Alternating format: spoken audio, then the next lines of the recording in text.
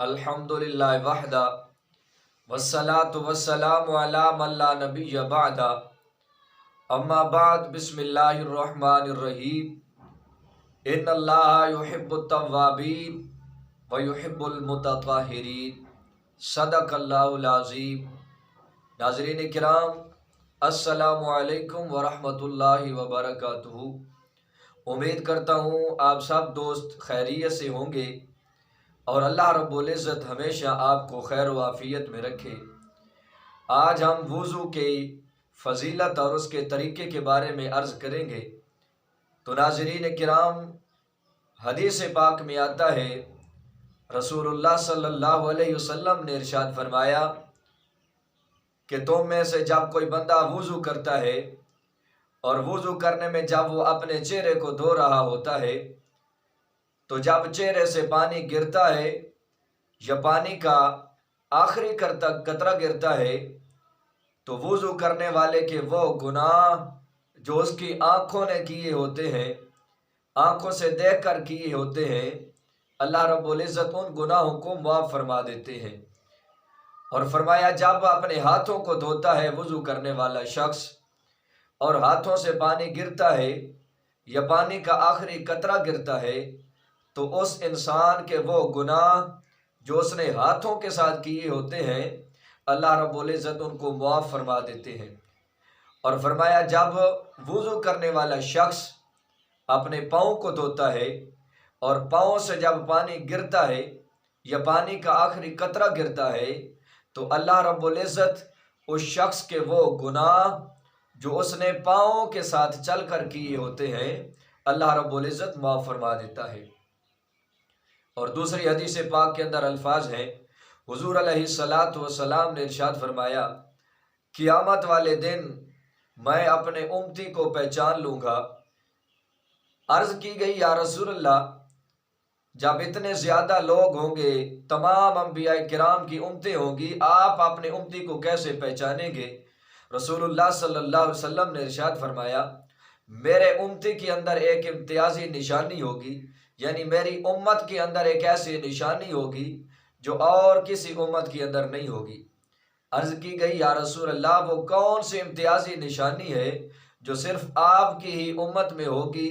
اس کے علاوہ کسی امت میں نہیں ہوگی؟ تو رسول اللہ صلی اللہ علیہ وسلم نے ارشاد فرمایا،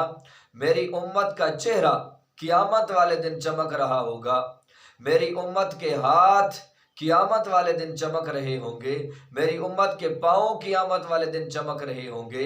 عرض کی گئی یا رسول اللہ، یہ کیوں چمک رہے ہوں گے؟ تو نبی کریم علیہ الصلاۃ والسلام نے ارشاد فرمایا، میرا امتی وضو کے اندر جو آزاد ہوتا ہے اللہ رب العزت اس کے اوپر کرم نوازی فرمائے گا اور ان اعضاء کے اندر اللہ رب العزت قیامت والے دن نور کو پیدا فرما دے گا۔ تو ناظرین کرام، یہ ہے وضو کی فضیلت کہ جب انسان کرتا ہے وضو اور وضو کے اندر جب اپنے اعضاء کو دھوتا ہے تو اللہ رب العزت ان اعضاء کے اندر نور کو پیدا فرما دیتا ہے۔ اب ناظرین کرام، ہم وضو کے طریقے کے طرف چلتے ہیں کہ وضو کا صحیح اور مکمل طریقہ کیا ہے۔ تو ناظرین کرام، سب سے پہلے ہم نے وضو کرنا جب شروع کرنا ہے تو پہلے استنجا کر لینا ہے اور پھر اس کے بعد بسم اللہ شریف پڑھ کر اپنے دونوں ہاتھوں کو گھٹنوں تک دھونا ہے اور پھر اس کے بعد 3 مرتبہ کلی کرنی ہے، اور کلی اس طرح کرنی ہے کہ منہ کا کوئی حصہ بھی خشک نہ رہے، یعنی جسے کہتے ہیں کہ منہ بھر کے کلی کرنی ہے۔ اور پھر اس کے بعد 3 مرتبہ اپنے ناک میں پانی ڈالنا ہے اور پھر ناک کو صاف کرنا ہے، ناک کو جھاڑ لینا ہے، اور پھر اس کے بعد 3 مرتبہ اپنے چہرے کو دھونا ہے اور پیشانی کے بالوں سے لے کر ٹھوڑی کے نیچے تک اور ایک کان کی لو سے دوسری کان کی لو تک دھونا ہے، اور پھر اس کے بعد اپنے دونوں ہاتھوں کو کوہنیوں سمیت دھونا ہے، اور پھر اس کے بعد اپنے پورے سر کا مسح کرنا ہے،